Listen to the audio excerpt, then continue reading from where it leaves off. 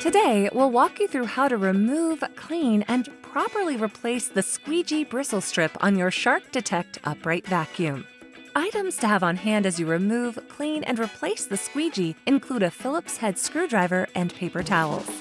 The articulating squeegee on your upright vacuum is a key player in the Detect reverse cleaning capabilities. If you're noticing your vacuum is struggling to pick up debris on the reverse stroke, it might be time to remove the squeegee and clean this area. To remove, start by unplugging and disassembling your vacuum.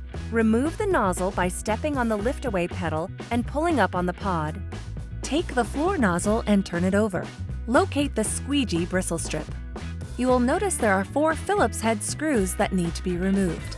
Be sure to keep them in a safe place. You will need them later. With the screws removed, grab the fabric flaps on either side of the squeegee and pull up.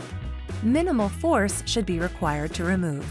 To clean the squeegee, remove any hair or debris buildup located on the bristles. You can use a paper towel to wipe off any remaining dirt or debris on the squeegee. To clean the squeegee cavity, first remove any hair or debris buildup. Then take a paper towel and wipe the entire surface of the cavity. To replace the squeegee, ensure the bristles are facing up. Hold the fabric flaps on each side and tilt the squeegee into the cavity, bristles first. The 4 triangles with screw holes should line up to the nozzle base. Make sure the squeegee is flush with the nozzle base before securing. Once the squeegee has been properly inserted, fasten it in place with the screws.